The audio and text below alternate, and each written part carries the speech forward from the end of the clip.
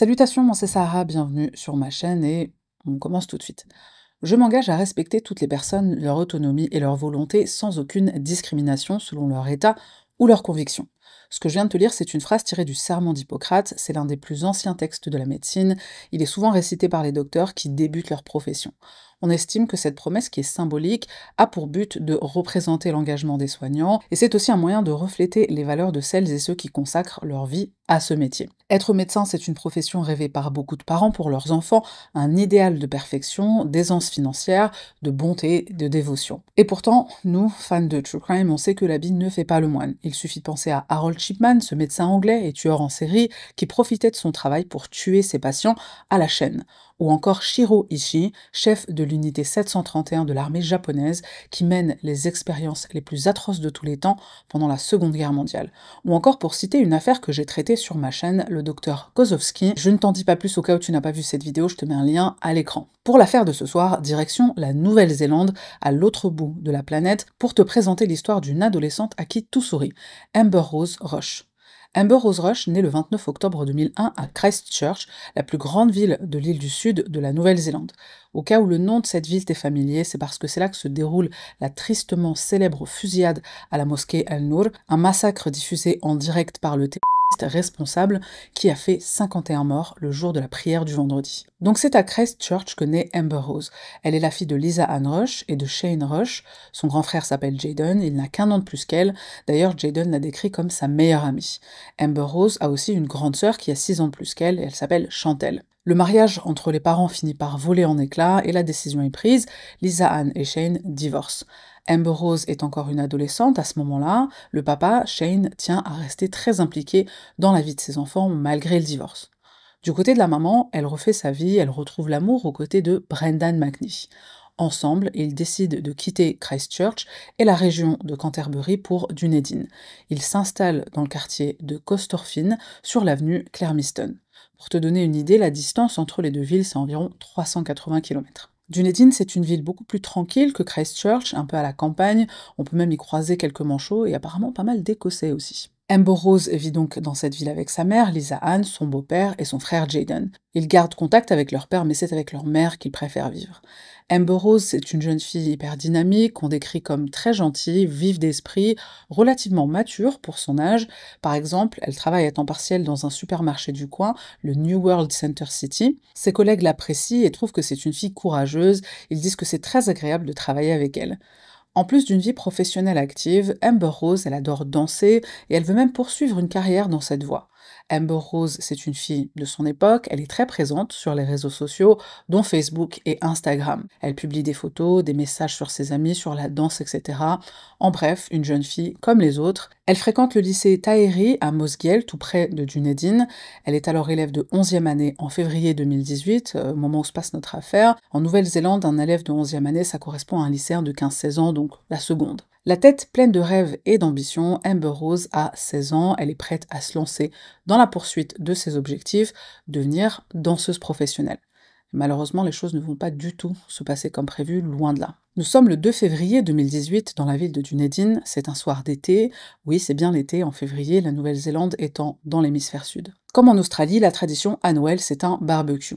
Comme beaucoup, Amber Rose, elle est sur son téléphone, sur les réseaux sociaux, elle échange quelques messages avec deux personnes. D'abord avec son petit copain, Christine Clark, elle lui transmet des captures d'écran d'échange avec un ami avec lequel elle est en train de s'embrouiller. Christine, donc son copain il s'appelle Christine, il lui demande s'il peut venir la chercher, mais elle répond que non, ça va aller, elle est chez elle. Inquiet, il se rend quand même à son domicile. Il n'aura aucune réponse. Je suis tellement en colère, écrit Amber Rose, cette fois-ci à sa grande sœur Chantelle. Chantelle ne verra ce message que le lendemain matin, elle lui écrira en retour pourquoi, et elle n'aura aucune réponse de sa petite sœur. Amber Rose finit par s'endormir un peu après minuit. Allongée dans son lit, elle ne se doute pas une seule seconde qu'elle ne sortira plus jamais de sa chambre. Un agresseur, tapi dans l'ombre, se jette sur elle et la poignarde à plusieurs reprises dans le cou. Il vise la carotide, c'est une grosse artère qui passe dans le cou et qui transporte le sang vers le cerveau. Si la carotide est touchée, il y a bien sûr un danger de mort. Le meurtrier sait donc très bien ce qu'il fait en s'attaquant directement à cette zone. Le coup, c'est vraiment signe qu'il veut la mort de la jeune Amber Rose. La pauvre adolescente L'adolescente reçoit aussi des coups profonds qui abîment sa colonne vertébrale, c'est dire la violence de l'attaque. Et tout ça, ça se déroule pendant que la mère d'Amber Rose et son beau-père sont en train de dormir paisiblement juste à côté. Après cette scène d'horreur, quand le meurtrier s'assure que sa victime est bien morte, il prend la fuite, sans oublier juste avant de voler le téléphone de sa victime, ainsi que son permis de conduire, sans doute pour pouvoir les détruire plus tard. Quelques minutes s'écoulent quand Jaden, le frère d'Amber Rose, rentre à la maison. Il va d'ailleurs frapper à la porte de la chambre de sa sœur pour vérifier si elle dort. Il n'a pas de réponse. Bien sûr, il croit qu'elle est profondément endormie, il n'insiste pas et il va se coucher dans sa chambre à lui. Au lendemain matin, la mère d'Amber Rose, Lisa Ann, vient frapper à la porte de la chambre de sa fille. Elle n'a pas de réponse non plus, bien qu'il soit déjà environ 9 heures. Elle entre, elle essaie de secouer un peu sa fille, elle remarque un peu de sang sur l'oreiller. Au départ, elle se dit qu'elle a peut-être saigné du nez pendant la nuit. Elle soulève la couette et remarque avec horreur l'énorme plaie sur le cou d'Amber Rose. Elle se met à hurler, ce qui bien sûr alerte son mari et son fils Jaden. Son mari vérifie le pouls, mais il ne sent rien. Jaden essaie de réconforter sa mère et c'est lui qui lui demande d'appeler les secours pour qu'elle s'occupe l'esprit, entre guillemets, ce qui est un très bon réflexe dans cette situation. Les personnes en état de choc peuvent faire des malaises ou même chambouler, ce qui maintenant est une scène de crime. Il faut la préserver pour y récolter le moindre indice, ce qui sera précieux pour l'enquête. La police arrive rapidement, 6 ou 8 policiers entrent dans la chambre et ils en ressortent très vite pour reprendre les mots de Jaden. Une enquête pour homicide est aussitôt enclenchée. Qui a pu commettre cet acte effroyable? Pourquoi en vouloir à ce point à une adolescente de 16 ans? Sur la scène de crime, l'équipe médico-légale remarque d'emblée, sans avoir à pratiquer d'autopsie, que le corps d'Amber Rose est très abîmé. Poignardé plusieurs fois de suite, les experts scientifiques estiment que le coup fatal, celui qui a entraîné la mort, c'est l'égorgement. Et ça, c'est déjà un indice en soi, parce que l'égorgement, c'est une façon de tuer qui fait très professionnelle. Ça implique une connaissance de l'anatomie, la personne derrière tout ça veut en finir rapidement et sûrement. C'est un geste qui demande aussi du cran, entre guillemets. C'est pas vraiment le mot approprié, mais trancher la gorge de quelqu'un, c'est beaucoup plus difficile que tirer dans le dos avec une arme à feu, par exemple. Égorger, faut vraiment le vouloir. La quantité de sang parle d'elle-même, l'assassin s'est acharné sur sa victime. Finalement, les enquêteurs pensent que les coussins qui entourent et dissimulent le corps ont peut-être aidé le meurtrier à étouffer les bruits au moment du meurtre. Voilà qui expliquerait pourquoi la mère et le beau-père d'Amber Rose n'aient rien entendu. On est au tout début des investigations, les policiers commencent à interroger les proches et les amis d'Amber Rose. Est-ce qu'elle a des ennemis? À cet âge, quel genre d'embrouille te met dans une situation aussi grave? D'autant plus qu'Amber Rose ne traîne pas avec des mauvaises personnes, elle vient d'un milieu plutôt favorable, mais on ne sait jamais, on pose la question à son entourage. Pour y répondre, la police va pouvoir compter sur l'honnêteté de ses amis, de sa famille, qui vont fournir des indices très intéressants. Indices qui vont mener à une piste solide assez rapidement. Les amis d'Amber Rose racontent qu'un homme se comporte de manière très bizarre avec elle, au point où ça leur fait peur à tous. Cet homme, c'est Vinod Skanta, et c'est le premier suspect dans notre affaire. Selon les amis de l'adolescente, quelque chose de grave s'est passé entre eux. Vinod aurait essayé d'avoir des rapports avec l'adolescente. Amber Rose est furieuse, elle refuse ses avances, même quand Vinod lui propose de l'argent pour coucher avec elle. Et d'ailleurs, ses amis, très bien renseignés, ont des preuves à fournir aux enquêteurs. Ils ont des captures d'écran de messages entre Amber Rose et Vinod. Dans ces messages, on peut lire qu'Amber Rose est en train de péter un plomb face au harcèlement quotidien dont elle est victime. Elle n'en peut plus d'être sans arrêt sollicitée par cet homme qui la force à garder contact. La veille du meurtre, Amber Rose le menace. Elle va révéler ses agissements et tout dire à la police. Le mobile apparaît de plus en plus. Un homme de 30 ans, frustré de ne pas pouvoir avoir de rapport avec une mineure et qui ne lâche pas l'affaire. Et là, tu dois probablement te demander comment ils se sont rencontrés. Pourquoi une ado de 16 ans parle avec un mec qui est beaucoup plus âgé qu'elle. Amber Rose et Vinod se rencontrent en 2017 à l'occasion d'une soirée. Une fête organisée chez Vinod lui-même. Un ami en commun, dont l'identité est volontairement dissimulée par la police, va permettre cette rencontre. Et par souci de clarté dans cette histoire, on va l'appeler Danny. Danny, c'est un adolescent comme Amber Rose. Alors certes, c'est pas commun d'avoir un ami aussi âgé, mais ça peut arriver. Donc Danny est pote avec Vinod. Et tu vas vite comprendre qu'ici, il y a une raison à ces amitiés avec un tel écart dans l'âge. Danny est donc invité à une soirée organisée par son ami Vinod. Amber Rose est présente, elle le rencontre à son tour et elle devient amie avec lui, tout comme Danny. À partir de cette soirée, Vinod et Amber Rose deviennent de bons potes, le courant passe bien, ils se voient de temps en temps. Amber Rose est aussi sa meilleure amie à elle, elles s'entendent tellement bien avec Vinod qu'elles envisagent même d'emménager chez lui et de louer une chambre. Alors pas sûr que les parents d'Amber Rose soient au courant, mais bref. En janvier 2018, quelque chose de grave se produit. Amber Rose passe la nuit chez son ami Venod, et il me semble que c'est après une fête. Elle se réveille en pleine nuit, elle sent une main dans son pantalon. Elle s'aperçoit même qu'on lui a retiré son soutien-gorge et son débardeur pendant qu'elle dormait. Et bien sûr, la personne qui se trouve près d'elle quand elle se réveille, c'est son ami Venod. C'en est trop pour elle, Amber Rose ne comprend pas comment elle s'est retrouvée dans cette position, elle n'a jamais voulu entretenir de tels rapports avec lui. Elle se lève en sursaut, elle lui donne une gifle bien méritée et elle quitte la maison. C'est fini pour Amber Rose qui ne veut plus jamais avoir affaire à ce mec super creepy, mais c'est sans compter sur l'obsession maladive de Venod qui ne veut clairement pas lâcher le morceau. D'ailleurs, c'est apparemment la raison pour laquelle Venod est ami avec des ados. Amber Rose, Danny, mais aussi bien d'autres. Apparemment, Venod ne traîne qu'avec des ados d'ailleurs. D'après son coloc Thomas et la petite amie de ce dernier, Venod organise tout le temps des fêtes chez lui et il appâte des ados avec drogue et alcool.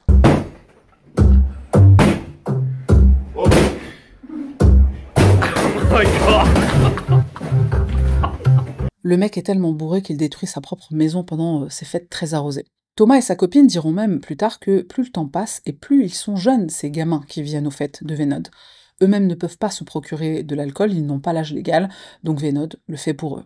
Enfin, il le fait surtout pour lui, pour les appâter chez lui. Et je t'en dis plus à ce propos dans quelques minutes. Après l'incident en plein milieu de la nuit, Venod ne lâche rien, il va harceler Amber Rose sur les réseaux sociaux.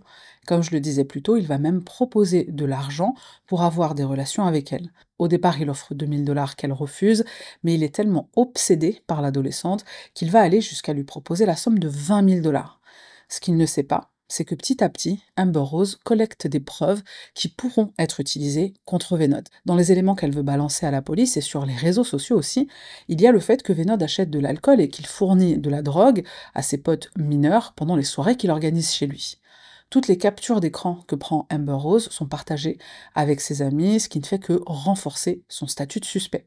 Dans les échanges entre Amber Rose et Venod, ce qui nous intéresse aussi, c'est la date. Le soir de sa mort, Amber Rose envoie des messages à Venod en lui disant qu'elle va tout dire. Il lui répond comme s'il s'en fichait, il prend même la situation à la rigolade. Mais Amber Rose se montre stoïque et forte. Même si ça le fait rire, lui, elle ne plaisante pas du tout. Et c'est d'ailleurs cet échange que l'adolescente va partager avec son petit copain le soir du drame. Le mobile derrière la mort tragique d'Amber Rose se dessine de plus en plus nettement. Venod a sûrement cherché à faire taire la jeune fille avant qu'elle ne puisse porter plainte au commissariat. Nous sommes le 4 février, soit 2 jours après le meurtre d'Amber Rose. Dans le quartier de Fairfield, dans la soirée, Venod reçoit des enquêteurs chez lui. Le détective Wayne O'Connell est en charge de l'enquête et c'est lui qui va mener l'interrogatoire. La police est déjà en possession de preuves matérielles et numériques, les messages sur les réseaux sociaux échangés entre la victime et Venod, mais aussi une nouvelle carte maîtresse, les données GPS du téléphone portable de Venod. Le soir du 2 février, à 23h39, Venod est à bord de sa voiture, une BMW. Il quitte sa maison de Fairfield vers le domicile de Danny, l'ami qui a permis la rencontre entre Amber Rose et Venod. Les policiers ont même en leur possession des images de vidéosurveillance qui montrent que Venod et Danny se retrouvent à cet endroit. Aux alentours de minuit, Venod et Danny arrivent devant la maison d'Amber Rose sur l'avenue Clermiston. Les données de localisation sont formelles, Venod est tout proche de la résidence et il est accompagné par Danny. Et c'est même Danny qui va lui indiquer où la famille cache la clé de secours de la maison, juste en dessous d'une petite statue de Bouddha dans le jardin. Et c'est à minuit 15 précisément que Venod entre dans la maison pour tuer Amber Rose. Pendant ce laps de temps, les données de localisation montrent que son téléphone reste dans la zone. 15 minutes plus tard, le meurtrier quitte le domicile d'Amber Rose en lui volant son téléphone portable et son permis de conduire. Au volant, Danny démarre le moteur et ils se dirigent ensemble vers Blackhead Quarry, une carrière qui se trouve à Dunedin. C'est un endroit où on extrait des matériaux de construction comme le calcaire. Sur place, ils trouvent un bassin d'eau stagnante. Pour Venod, c'est l'endroit parfait pour se débarrasser du téléphone portable d'Amber Rose après avoir commis son crime. Mais le téléphone a beau être cassé, les données vont rester intactes sur la sauvegarde. Pendant l'enquête, et en se basant sur le chemin tracé par Venod, il semble évident qu'il faut fouiller cette carrière. La police y retrouve le téléphone d'Amber Rose, et quand on lui montre toutes ces preuves accablantes, Venod nie les accusations, il va même déclarer être choqué. Il affirme que c'est pas dans sa nature de commettre un acte aussi abominable, sauf que les preuves ne mentent pas. Pendant l'interrogatoire avec la police, Venod va enchaîner les incohérences, sa version ne tient pas debout, et il semble remettre toute la responsabilité sur les épaules de Danny. Malgré ça, la police, qui détient suffisamment de preuves, procède à l'arrestation de Venod pour meurtre au premier degré. Amber Rose est enterrée le 10 février, soit quelques jours après sa mort. Après un service funèbre à la chapelle Hope and Sons à Anderson's Bay Road, une cérémonie de l'enterrement de l'urne se déroule au cimetière Green Park à Dunedin. La crémation se déroule dans la stricte intimité, avec uniquement la famille présente lors de la mise à la flamme du cercueil. Tout le monde est très choqué d'assister à la cérémonie d'hommage pour une adolescente de seulement 16 ans qui a été brutalement poignardée à mort. Pour la cérémonie, on demande aux invités endeuillés de se présenter avec des vêtements colorés, puisque Amber Rose aimait les couleurs vives, alors par respect envers ses préférences, il ne faut pas porter de noir. Tous les amis et toute la famille d'Amber Rose veulent lui rendre un dernier hommage, et son père dira: «C'est grâce à moi que ma fille est venue au monde, j'ai été la première personne à la toucher quand elle est née, et la dernière à la toucher dans son cercueil. Pour moi, c'est une tragédie absolue, je n'oublierai jamais ce que son criminel a fait.» Le procureur de la couronne qui dirige cette affaire, c'est Robin Bates. Shane, le père d'Amber Rose, et sa mère Lisa Ann sont bien sûr présents au tribunal, ils assistent à toutes les audiences du procès. Et alors écoute bien cette partie parce qu'on va faire des découvertes assez incroyables. Selon la cour, le trajet de Venod le soir du drame est le suivant. Tout d'abord, il se rend chez Danny en voiture. Ensemble, ils vont chez Amber Rose. Le meurtre se produit. Après s'être débarrassés du téléphone dans la carrière, Venod et Danny retournent à la maison de Venod comme si de rien n'était. Selon Danny, d'ailleurs, ce retour à Fairfield se déroule de manière assez étrange. Il y a comme un malaise entre eux. Ensemble, ils se débarrassent des preuves, dont des vêtements tachés de sang. Mais plutôt que de nettoyer ses affaires de façon minutieuse, Danny va laisser volontairement des taches de sang sur les chaussures de Venod. Alors pourquoi c'est lui qui nettoie les chaussures de Venod? C'est une excellente question. Et au sujet de ce nettoyage bâclé, il y a deux théories. Soit Danny veut faire porter le chapeau à Venod, il essaie de se dédouaner lui-même du meurtre malgré le fait qu'il soit complice, soit il essaie de garder des preuves à l'encontre de Venod qui vient de tuer Amber Rose, et dans ce cas-là, le sang c'est une preuve matérielle pour la police plus tard. Une fois que les deux amis sont douchés, nettoyés et rhabillés, ils se rendent chez Bridget Clinton, dans la ville de Balcuta. C'est une ville qui se trouve à environ 1 heure de route. Alors Bridget, c'est qui? C'est l'ex-petite amie de Venod. Et c'est dans cette maison que Venod va brûler ses vêtements ensanglantés. Il les brûle dans un grand pot de fleurs qu'il a acheté dans la journée exprès pour l'occasion. Est-ce que Brigitte est complice? Absolument pas. Elle découvre l'implication de son ex bien après les faits. Et d'ailleurs, quand Venod lui propose d'allumer un feu de camp, elle ne réalise pas du tout qu'il va brûler les preuves d'un meurtre atroce qu'il vient tout juste de commettre. Cependant, Brigitte avoue aux enquêteurs qu'elle l'a bien vu brûler des vêtements et que les explications qu'il va lui donner à ce sujet, ça lui paraît assez étrange, mais elle ne va pas chercher plus loin. Bon, au passage, si t'as un pote qui vient brûler des vêtements dans ton jardin en plein milieu de la nuit, pose-toi quand même des questions. Au matin du 4 février, juste avant son arrestation, Venod et Brigitte retournent séparément à Dunedin. Et fait très dérangeant, mais à ce moment-là, Venod rencontre la mère d'Amber Rose et une policière en civil dans un motel. Si Lisa Ann et cette policière sont dans un motel, c'est parce que la famille d'Amber Rose y organise une rencontre pour que celles et ceux qui le souhaitent puissent présenter leurs condoléances. C'est une sorte d'hommage, mais derrière ce prétexte, la police décide d'implanter un agent en civil pour pouvoir observer les attitudes des personnes qui se présenteront à cette sorte de réunion. Pourquoi Venod est là? C'est un ami, il est venu apporter un bouquet de fleurs, une carte. Il va même prendre la mère d'Amber Rose, Lisa Ann, dans ses bras, puisqu'elle est bouleversée, elle est en larmes. Et là, Venod va faire un truc absolument incroyable et même écœurant. Il suggère à Lisa Ann que la mort de sa fille, c'est peut-être un suicide. Il va même jusqu'à lui souffler quelques noms de suspects potentiels, au cas où c'est un meurtre, dont le beau-père d'Amber Rose, son propre mari. Il suggère aussi un ex-petit copain d'Amber Rose qui lui aurait un jour cassé le bras. Et pourtant, Venod lui-même, il a un très mauvais dossier. On découvre par exemple, au fil de l'enquête, qu'il a déjà eu des problèmes de conduite au travail avant le meurtre d'Amber Rose. En 2017, il échappe de justesse à un licenciement pour faute grave. Venod aurait menti à ses supérieurs en leur disant que sa mère est morte dans un accident. Tout ça pour excuser son attitude déplorable. Un jour, il se présente au travail complètement bourré, et alors qu'il est ivre, il va quand même traiter un patient, et en plus, il le fait en dehors de ses heures de service, ce qui est strictement interdit, bien sûr. Bah oui, parce que je te l'ai pas dit, mais Venod, il est médecin. En janvier 2018, Venod récidive. Il se présente encore ivre à une réunion de travail. Et là, on lui donne un dernier avertissement avant licenciement. Et de toute façon, Venod n'aura même pas le temps de se reprendre en main, puisque le mois suivant, le meurtre d'Amber Rose va mettre un terme à sa brillante carrière médicale. Au cours du procès, qui débute le 4 novembre 2019 et qui s'étend sur 3 semaines et demie, 69 témoins seront appelés à la barre. Venod est donc accusé du meurtre d'Amber Rose Rush, ainsi que 4 chefs d'accusation et de menaces de mort contre Danny et sa famille. Alors pourquoi il menace Danny? On y vient dans 2 minutes. L'attitude de Venod pendant le procès est décrite comme froide, calculatrice. Robin Bates, le procureur, présente le mobile de l'accusé. Il voulait protéger sa carrière, déjà très mal en point. Mais Jonathan Eaton, l'avocat de Venod, va avancer les faits suivants. Et je pense que tu te doutes de ce qu'il va dire. Le témoin clé, Danny, serait en réalité le véritable coupable, et toute cette affaire n'est qu'une mise en scène qui a pour seul but de piéger Venod. Danny, c'est lui le vrai cerveau de cette opération. L'avocat tente de prouver que Danny n'est qu'un menteur, et je dois reconnaître qu'il va avancer une théorie qui tient plutôt bien la route.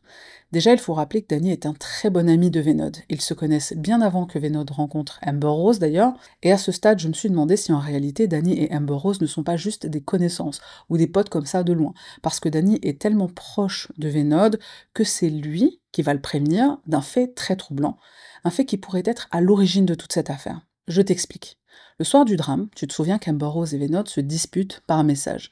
Et à l'origine de cette dispute, il n'y a pas seulement l'incident de la main dans le pantalon en plein milieu de la nuit, il serait aussi question du vol d'une carte de crédit. Venod accuse Amber Rose de lui avoir volé une de ses cartes bleues, dans le but de l'utiliser bien sûr, donc dans le but de lui voler de l'argent. T'as de la chance que je vais pas à ton hôpital leur dire que tu fournis de la drogue et de l'alcool à des mineurs, que tu les touches sans leur consentement, grandis un peu Vinny, t'as 30 ans putain. Voilà ce que dit Amber Rose dans un des messages qu'elle lui envoie. Les choses s'enveniment de plus en plus et Amber Rose va mettre ses menaces à exécution. Elle avait prévenu Venod qu'elle allait le balancer à la police et le balancer aussi sur les réseaux sociaux à propos de ses agissements, main dans le pantalon, etc. Et le soir du drame, c'est ce qu'elle fait. Sur les réseaux sociaux, elle partage des captures d'écran de cette conversation, ou plutôt de cette embrouille qu'ils viennent d'avoir, et qui c'est qui va prévenir Venod de cette publication? C'est son ami Danny. Quelques minutes après qu'Amber Rose publie ses screenshots, Danny téléphone à Venod pour le prévenir. Furieux, Venod envoie un message à Amber Rose dans lequel il lui dit « T'as intérêt à supprimer cette publication ». Ce à quoi Amber Rose répond « J'espère que tu vas payer pour ce que t'as fait et que t'iras dormir la nuit en te détestant ». Après ce dernier échange avec lui, l'ado écrit à son petit ami et sa grande sœur, et la suite, on la connaît. Pendant le procès, la cour visualise les messages sur les réseaux sociaux, les captures d'écran, mais aussi les données de géolocalisation du téléphone de l'accusé, ainsi qu'une vidéo très parlante, une vidéo prise par Venod par accident. Je t'explique. Tu te souviens que Venod vole le téléphone et le permis de conduire d'Amber Rose, alors au passage pourquoi son permis de conduire, aucune idée. Mais il les vole, et il s'en débarrasse à la carrière en les jetant. Mais juste avant, il essaie de casser le téléphone portable, alors il me semble avec un marteau, et sans le faire exprès, il active la caméra du téléphone portable d'Amber Rose, et on le voit en train de le casser. Autres preuves qui seront récoltées pendant l'enquête, des objets tachés du sang de la victime à l'intérieur d'un sac à dos qui appartient à Venod. Et on retrouve aussi du sang sur le siège passager de la BMW de Venod. La police pense que ces taches sont faites après que Venod y dépose des gants, alors c'est les gants qu'il porte pendant le meurtre. L'expert scientifique en charge de l'affaire témoignera et il dira que le sang récolté est 800 000 fois plus probable d'être celui d'Amber Rose que celui de quelqu'un d'autre. Donc, difficile de faire plus parlant comme preuve ADN. Vient ensuite le moment tant attendu, la prise de parole du témoin clé, Danny. L'adolescent décrit comment il conduit, Venod chez Amber Rose, il lui indique où est cachée la clé de secours, et puis il l'attend sagement dans la voiture. Et ce qu'il croit en fait, c'est que Venod va juste embrouiller Amber Rose, qui va lui demander de supprimer la publication compromettante sur les réseaux sociaux. Il se dit simplement que Venod va l'engueuler, il est loin de se douter qu'il a un plan macabre, même si c'est vrai qu'il remarque la façon dont Venod est habillé, et cette tenue, elle est très étrange. Venod porte des vêtements tout noirs, un bonnet noir et des gants. Et je le rappelle, on est en été. Dans sa version des faits, Danny maintient qu'il n'est pas entré dans la maison de famille Rush, c'est bien Venod qui entre seul et qui tue l'adolescente avec une précision chirurgicale. Viser la carotide, égorger avec une telle précision pour s'assurer d'une mort certaine et rapide, difficile de concevoir qu'un ado comme Danny ait eu cette intelligence, même si ça reste possible. C'est plus logique qu'un médecin ait pensé à tuer d'une manière aussi efficace. Et puis ce serait quoi le mobile de Danny? Il a aucune raison de vouloir tuer Amber Rose. Par contre, c'est vrai que quand on lit les déclarations de Danny, on se pose de sérieuses questions sur son implication. Il se contredit souvent, par exemple, il a des connaissances très détaillées du crime, alors qu'il est censé être en train d'attendre sagement dans la voiture à ce moment-là. Est-ce que Danny est vraiment resté dans la voiture? Et en plus, l'adolescent a beau avoir tout avoué au poste de police, il l'a pas fait de son propre gré. C'est seulement après avoir été emmené au commissariat après l'arrestation de Venod qu'il révèle tous les détails qu'il connaît de l'affaire. Donc il ne le fait pas par bonté de cœur et pour que justice soit rendue pour Amber Rose, il le fait pour ne pas être accusé de complicité. Et d'ailleurs, quand l'avocat de Venod va évoquer les mensonges de Danny, il a raison. Devant la police, Danny va mentir sur la façon dont il a nettoyé les chaussures de Venod.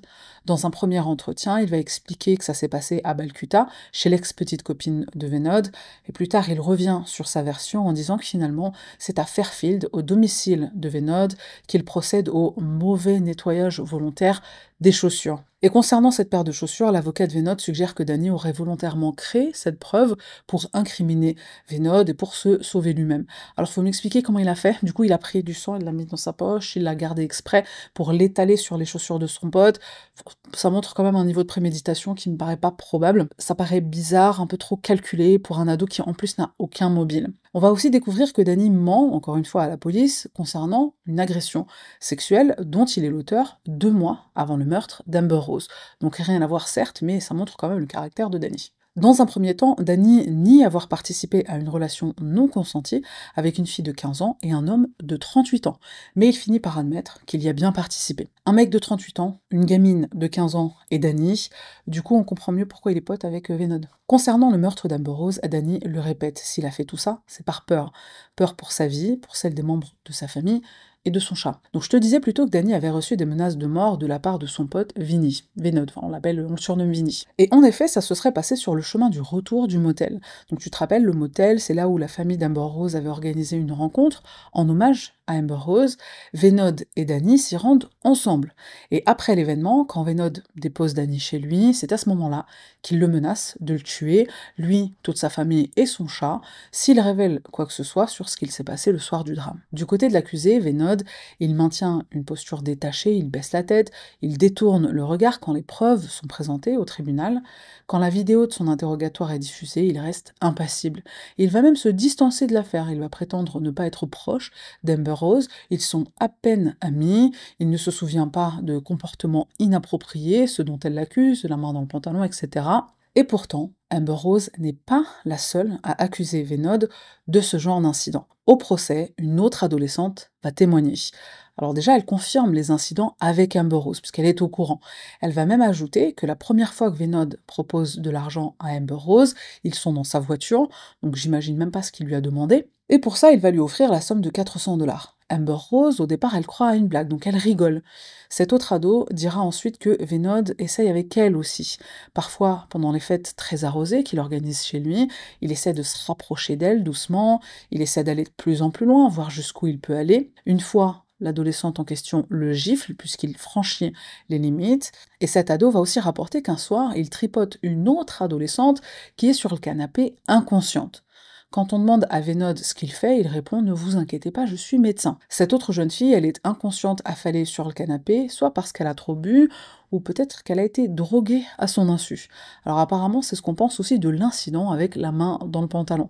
Si Amber Rose ne s'est pas réveillée tout de suite, si elle n'a pas senti qu'on lui retirait son soutien-gorge et son débardeur, est-ce que c'est parce qu'elle a été droguée elle aussi à son insu? Malheureusement, à ce sujet, on n'a aucune preuve, seulement des allégations. Allégations qui sont quand même soutenues par le fait que le mec est médecin, je dis ça, je dis rien. Une autre adolescente va témoigner au procès, et celle-ci rapporte avoir vécu un incident similaire à Amber Rose. Après une fête, elle passe la nuit chez Venod, elle se réveille parce qu'elle sent une main baladeuse, une autre femme est présente, une adulte, et avec Venod, on lui propose un plan à trois. Elle va repousser leurs avances, elle est quand même très choquée de cet événement. Alors le mec il a clairement un mode opératoire, tripoter des ados inconscientes en plein milieu de la nuit. Et pour finir sur les ados qui témoignent au procès, il y aura même un garçon qui va venir confirmer ce que les autres filles ont dit à propos de tous ces incidents. Le 27 novembre 2019, le verdict tombe, 3 heures suffisent au jury pour prendre une décision à l'unanimité. Venod Skanta est reconnu coupable du meurtre d'Amber Rose Rush, il est aussi reconnu coupable de 4 chefs d'accusation, dont les menaces de mort envers Danny. Après la condamnation de Venod, Shane, le père d'Amber Rose, remercie toutes les personnes qui ont soutenu la famille et celles qui ont permis d'obtenir justice pour Amber Rose. La famille aimerait remercier la police, dit-il, les détectives pour tout leur travail acharné, également aux juges, aux jurys pour le temps et les efforts qu'ils ont consacrés à obtenir justice pour notre belle jeune fille. Il qualifie cette période comme un moment horriblement difficile. Venod est condamné à la réclusion à perpétuité avec une période de sûreté de 19 ans. La famille d'Amber Rose est plutôt satisfaite de cette décision. La sentence officielle est prononcée le 6 mars 2020 par le juge Gerald Nation à la haute cour de Dunedin, le juge qui couvre cette affaire. Venod est incarcéré à la prison Otago, et alors je déteste quand ça se termine comme ça, mais le 14 avril 2021, un peu avant 16 heures, Venod est retrouvé mort dans sa cellule. Il met fin à ses jours après avoir appris que sa demande d'appel pour la condamnation de meurtre est rejetée. Et cet événement va d'ailleurs changer la loi en Nouvelle-Zélande. Je t'explique. Venod apprend par son avocat au téléphone que sa demande d'appel est rejetée. Le comité d'appel examine son dossier et ils vont rendre une décision longue de 44 pages.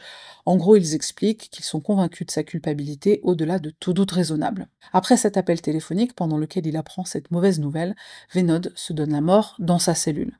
Le personnel de la prison n'est pas mis au courant de l'échec de la demande d'appel, et c'est normal, puisqu'une conversation entre un prisonnier et son avocat, c'est confidentiel. Une enquête est menée pour déterminer les causes du suicide soupçonné, parce que c'est pas encore confirmé. On n'a pas encore les détails de cette enquête, mais ce qu'on apprend, c'est les changements qui sont mis en place suite à cet incident. Dorénavant, le tribunal a l'obligation d'informer le personnel de la prison d'une décision pour une demande d'appel. Ça permettra de procéder à ce qu'ils appellent une évaluation de risque, c'est-à-dire qu'on va observer le comportement du prisonnier dans le cas d'un rejet surtout, et on va le protéger de lui-même si besoin, protéger les co-détenus, les surveillants, le personnel de la prison, parce que le risque de violence, bien sûr, il n'est pas seulement du prisonnier envers lui-même, mais aussi envers les autres. En apprenant la mort de l'assassin de leur fille, la famille d'Amber Rose exprime un certain soulagement, mais aussi de la tristesse. D'un côté, ils sont plutôt rassurés de se dire qu'ils n'auront plus jamais à se retrouver à une audience en appel pour revivre la tragédie, mais de l'autre côté, ils sont tristes pour la famille de Venod. Et je trouvais que c'était assez touchant. Ça prouve que la famille d'Amber Rose n'en veut pas à la famille de Venod, seulement au meurtrier lui-même. Eux aussi viennent de perdre un être cher, une douleur qu'ils ne connaissent que trop bien, même si, bien sûr, c'est pas du tout dans la même circonstance. Alors à ce stade, on pourrait se dire que l'affaire est finie, que la famille a obtenu justice et que maintenant ils vont pouvoir essayer de se reconstruire, mais une autre tragédie va de nouveau frapper la famille Rush. Lisa Ann, la mère d'Amber Rose, se donne la mort elle aussi, le 11 juin 2018, 4 mois après le meurtre de sa fille. Toutes les deux reposent dans le même cimetière, au même endroit. Ses enfants, Chantel et Jaden, sont terriblement marqués par cette nouvelle perte. Ça fait beaucoup pour eux en très peu de temps. Sur leurs réseaux sociaux respectifs, ils écrivent des hommages bouleversants. Je ne pensais pas qu'on connaîtrait encore une si forte douleur, écrit Chantel, mais j'ai eu tort. Malheureusement, maman est allée rejoindre Amber Rose hier soir. Nous sommes dévastés et nous ne savons comment nous relever. Notre famille est brisée, mais j'espère, maman, que tu es en paix avec Amber Rose. Avant sa mort, Lisa Ann exprime son chagrin, la grande détresse qu'elle ressent depuis la perte de sa fille. Elle parle notamment de son incapacité à mener une vie normale, elle parle de ses cauchemars répétitifs, de son désir d'être avec sa fille. Selon elle, elle survit, elle ne vit pas. J'ai perdu mon enfant, dit-elle. C'était plus qu'une enfant, c'était ma meilleure amie. J'ai perdu la personne qui a façonné notre famille. Je suis complètement brisée, complètement vide. Je prie chaque jour de ne plus être là et d'être avec Amber. Et à son tour, Jaden dira « Ma mère et ma sœur me manquent terriblement, mais ça ne sert à rien d'être en colère.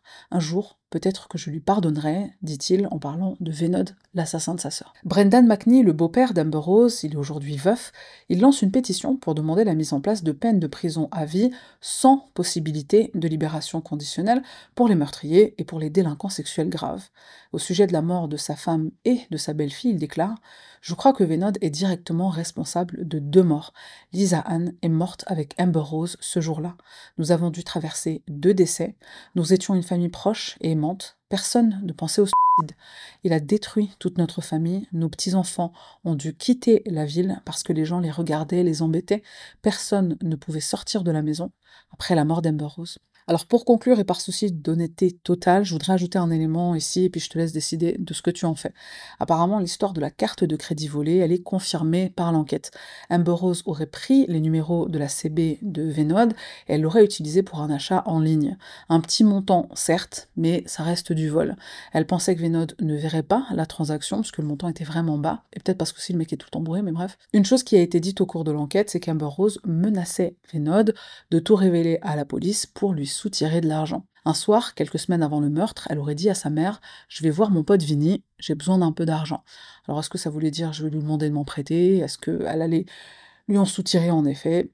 On ne saura jamais le fin mot de cet aspect de l'histoire, je pense. D'ailleurs, j'ai trouvé ça étrange que le procureur ne mentionne pas cet élément comme un facteur qui s'ajoute au mobile. Donc, non seulement elle allait foutre sa carrière en l'air, mais en plus, lui soutirer de l'argent. Donc c'était presque un double mobile en fin de compte. Ce qui est sûr en tout cas, ce sont les incidents répétés. Venod qui essaie de coucher avec des mineurs, qui organise des fêtes arrosées, voire qui drogue des jeunes ados à leur insu et leur fait passer la nuit à la maison en les réveillant avec ses mains baladeuses.